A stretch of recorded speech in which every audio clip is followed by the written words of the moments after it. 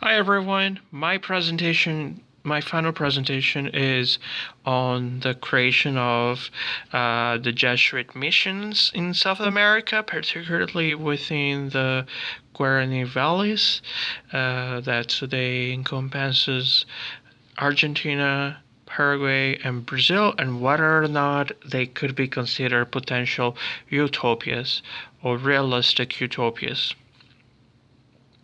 So a little bit of a roadmap of what I'm going to be telling you today is the introduction of the Jesuit orders, the origins of the Jesuits, their contributions to the Counter-Reformation, their arrival in South America, the contact with the local tribes, how that actually took place, the rise of the Jesuit utopian societies in South America, the decline of the Jesuit societies in South America, and their legacy in the local culture and in the countries where they once occupied, or the regions where they once lived. First off, the Jesuits are a Roman Catholic order of priests and brothers that are actually around the world, and they're actually a religious order that was founded by Saint Ignatius of Loyola. Their motto is to actually find God in all things and everywhere in life. Today, they actually encompass 16,000 priests, brothers, scholars, and other types of clergy. They're still considered to this day the largest male Catholic order, and they're mainly known for their scientific discoveries and their spiritual exercises that are actually widely read by Catholics around the world. So this is just an explanation.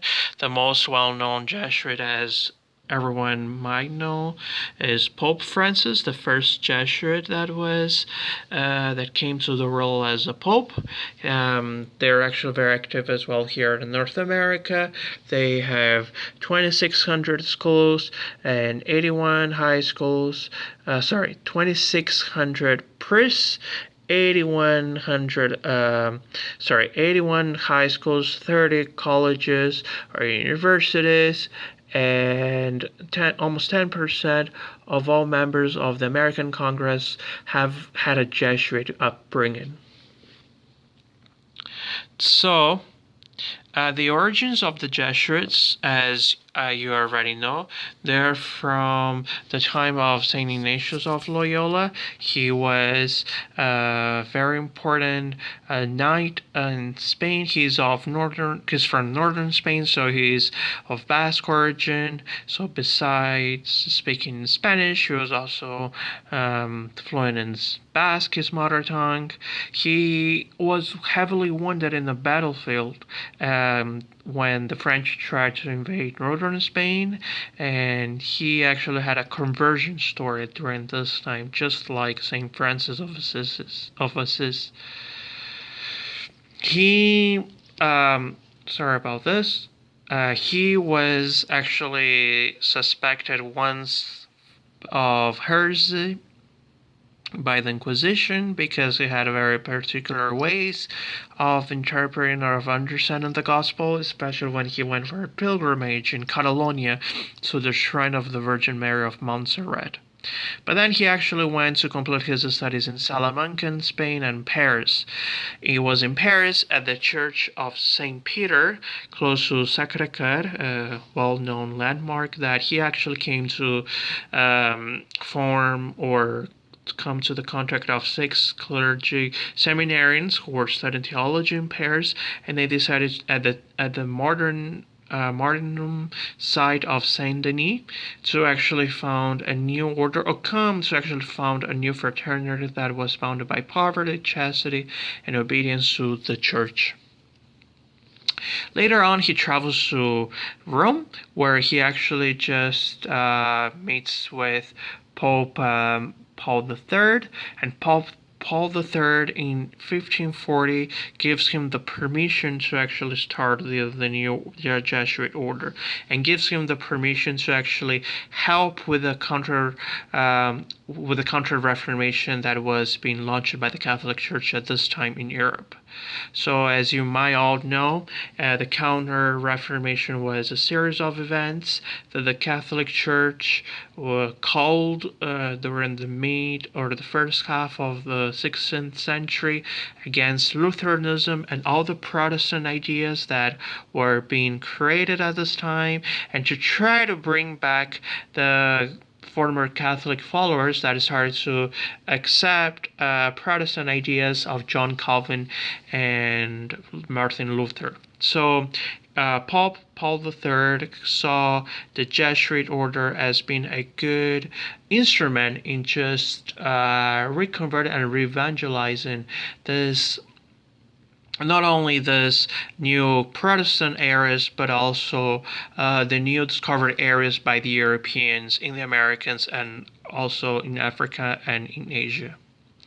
So it was also at this time as well that the Jesuits decided to just organize initially, and also to this day they were ordered according to discipline methods that Saint Ignatius of Loyola had learned during his time as a soldier, and this is also the time that he starts spreading his spiritual exercises that are guided as a way to meditate and think about gospel and think about Christian teachings that could actually try to bring you closer to Christianity and Christ through meditation.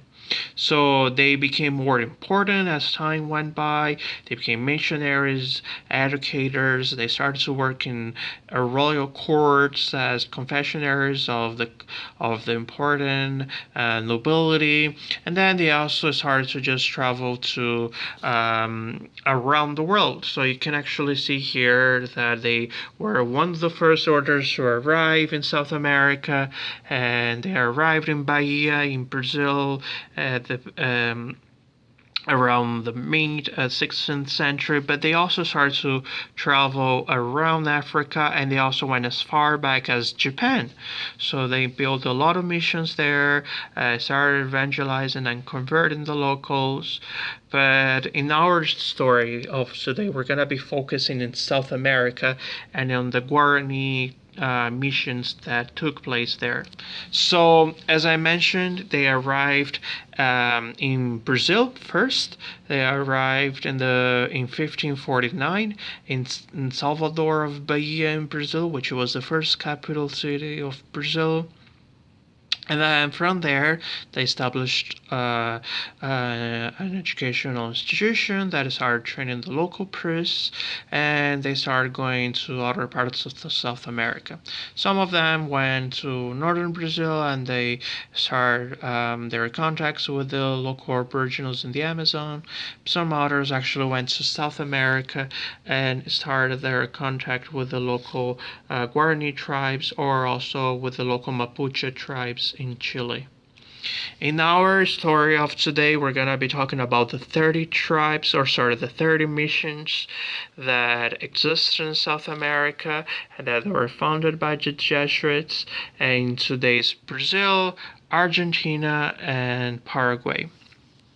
So they actually came to be known as defenders of the rights of the natives and the rights of them being considered dignified people that also deserved respect and also deserved a certain amount of rights.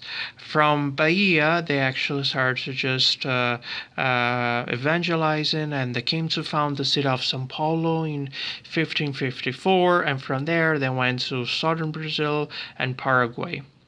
In Brazil, they actually started to just propagating Catholicism amongst the tribes. They started to just writing grammar books, and they also gave an alphabet to the Aboriginal languages. So they codified the Aboriginal languages and started writing about their folklore, their histories, and also about the catechism in their own vernacular languages.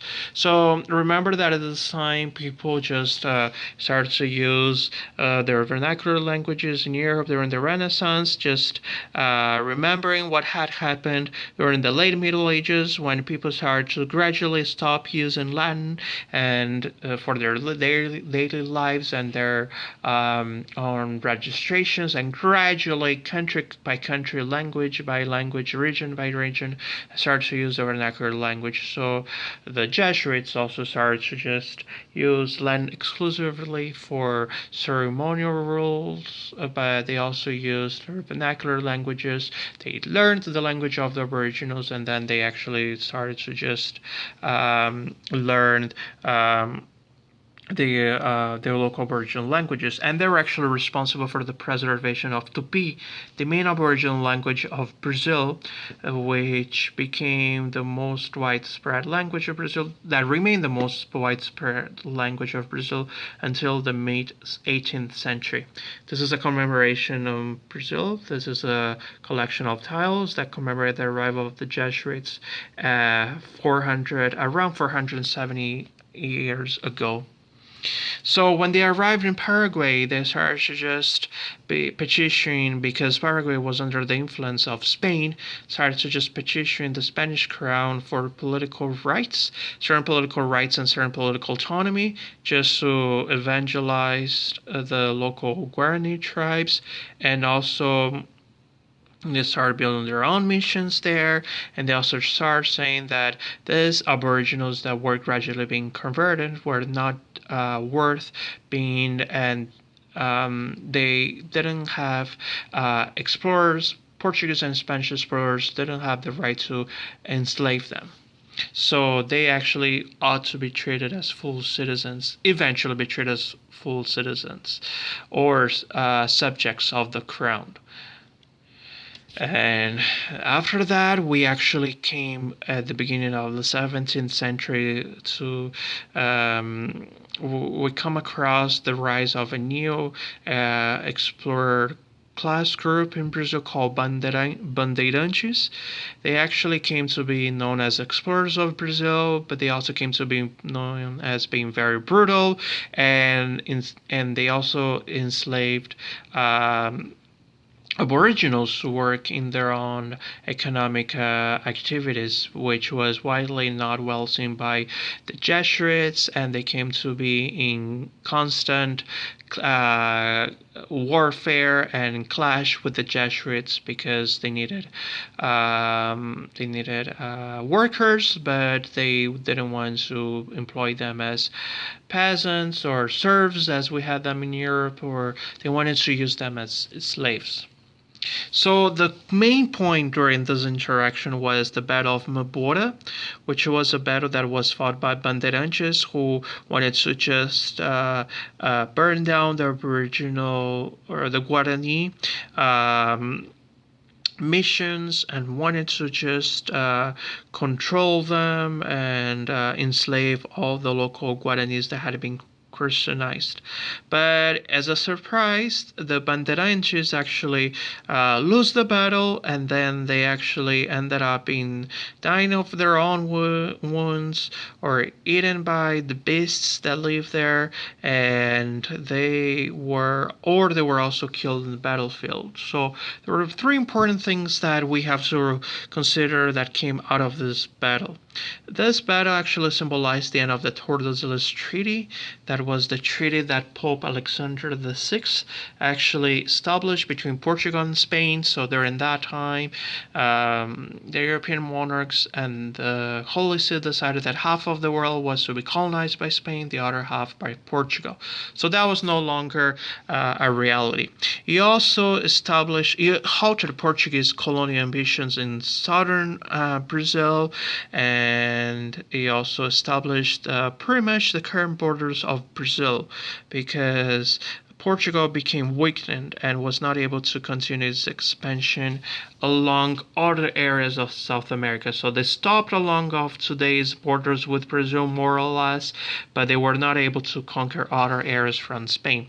And the most important thing, the third thing, was the fact that it was a battle that gave a lot of self-esteem to Jesuits and came to symbolize the rise of their own utopian dreams. So it all came as the destruction of the Jesuit missions that had been earlier established in today's Paraná state in Brazil, and from there they actually wanted, the Bandeirantes wanted to just conquer the Jesuit missions, but they couldn't actually do that. And from there, the Jesuits actually were authorized by the Spanish crown to defend their own missions and were able to get weapons. And Aboriginals also were able to get their own weapons. So, this actually meant that the missions were stronger and they were solidified and they were unified under one under the leadership of the Jesuits, and they were able to sustain themselves for 160 years. So after this, they started to just developing their own economies. They became even more independent, and this is when some analysts actually started looking into the utopian Renaissance ideas that might have influenced the Jesuits to establish this Guarani missions, or the reductions as they were known. So this actually led to the establishment of the dreams of the Jesuits to establish a Guarani empire that could actually go from today's Paraguay all the way to Brazil, into the coast, and then actually establish an ideal society that could be later serve as an example to Europeans at how to establish a perfect society based on Christian principles. It was also during this time as well that we see the rise of the Enlightenment movement in Europe. And this is actually something very unusual, because while a lot of the thinkers of the Enlightenment time were very anti-clerical, anti-religion, anti-church, the French thinker Jean-Laurent d'Alembert was able to actually complement the Paraguay Jesuit orders by saying that they actually were able to show to the world how people are actually capable of persuading a monarchical establishment and also a very stable society, and they actually brought everyone happy and they brought stability to their own missions. And Voltaire, who was also very anti-clerical, said that the Jesuit missions, 30 Jesuit missions in South America, were a triumph of humanity because of their egalitarian principles and objectives. So life in the mission was pretty much designed as, so each mission had their own local priests that were actually responsible with the local cacique, the local Aboriginal leader, to just establish the local rules and economic orders, but pretty much it consisted of just waking up early with prayers, and everybody had to work, and then in the end of the day they came for more prayers, and children came for basic instructions on mathematics, Latin, and their own vernacular language. This is an example of St. John the Baptist's Jesuit missions in Brazil. So you have the plantations here at the back, you have here where children played, and then you have here the establishments where people were Aboriginals slept, and you have here the role model that Jesuits thought that their mission was to be an example of what the Jesuit mission was to be. So it is interesting to think that many thinkers actually came to see the Jesuit missions, Guarani Jesuit missions, as an example of theocratic communism, where everybody was supposed to be equal, and also as a precursor of the kibbutz system that was established in Israel after the state was created. And another interesting fact was the fact that the missions, the Guarani missions, actually received were the first ones to have printer press 60 years before Buenos Aires, so they were able to actually reproduce books and works of literature in the local Guarani vernacular language and evangelize the Aboriginals more easily. So they became also more linear producers of the yerba mate, which is the local tea, and also of other plants and animals, and they started to just exporting their output to other parts of the colonial empire and even to Europe. Music was actually used at this time as well as a cultural utopia because it was a way to honor God, and was a way for Jesuits. The Jesuits thought could connect Aboriginals more easily with God and with the Christian religion. So Jesuits actually didn't put a very central role, nevertheless, on music as much as other Christian societies such as the Benedicts, but they also saw as an important instrument to evangelize the Aboriginals. So some people actually say that the Jesuits were inspired by Saint Thomas More and Campanella's ideas of creating a perfect utopia. But one important aspect that did not influence the Jesuits was the fact that a confession, which is a Christian sacrament, was not to be commonly and communally shared, but it was supposed to be kept in the original Christian principle that was to be shared between the priest and the sinner. Whereas in Campanella's and Saint Thomas More's Utopia, this was more a common principle or a common activity. So some important ideas that they wanted to just develop was on utopia was just idealistic reforms that could instigate devotion against the laity and enforce and maintain Christian principles on society. Was also a way to just imagine a perfect world and also follow up with the principles of the Council of Trent, which was to just think of a new Christian society where they could actually just become everybody could just be brought back to original Christian ideals and principles.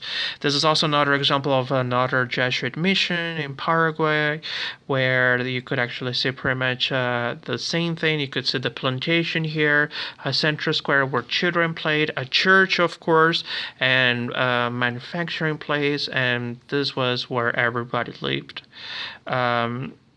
Income distribution was supposed to be, whereas they had some type of private property where everybody could just produce their own food, they were also able to just also have a sense of income distribution more equally. So this is where they have their connections to communism, because social class was to be discouraged, despite the fact that it never stopped existing. But it was everybody was supposed to be having a certain food or certain standards of living that were supposed to be equally shared, and nobody was supposed to be starving or living in poverty.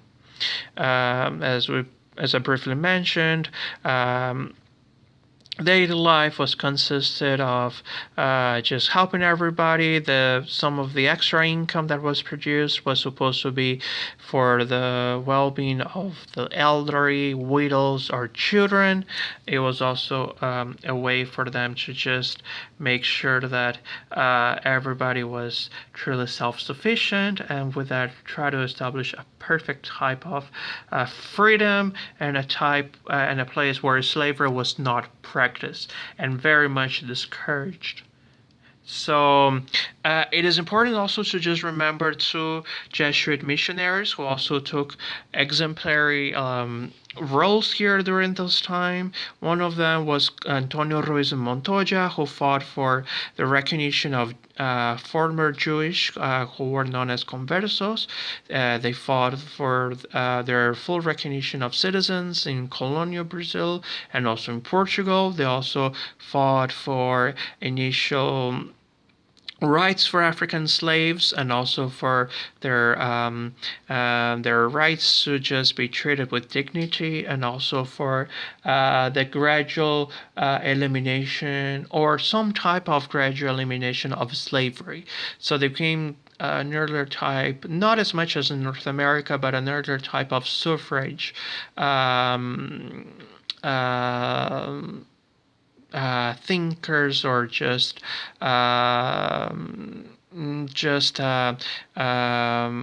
movers or just people who wanted to just bring these ideas. Of course, these ideas were not very popular with other colonialists, but they were the first ones who just thought about bringing up this idea of dignity. And the other one, of course, was from Father Antonio Vieira, who was recognized as being a very important figure in colonial Brazil and was also known as being the great priest. He was a strong advocate for the end of nobility special rights in colonial Brazil and also for the rights for the recognition of Aboriginal rights around throughout colonial Brazil.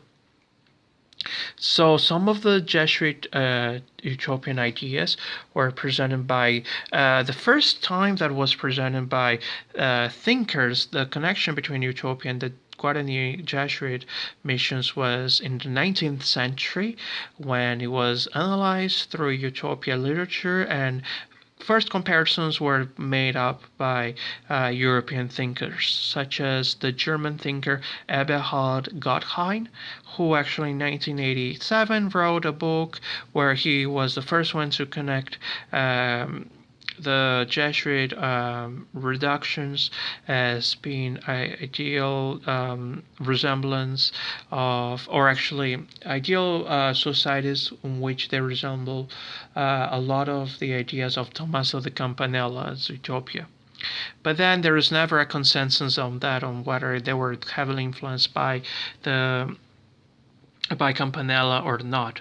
But there were also thinkers who were actually very they were against the idea of just thinking of the Jesuit missions as being utopia, and they were actually seen more as being dystopia, such as the Argentinian thinker Leopoldo Lugones and the Paraguayan thinker Blas Garaf.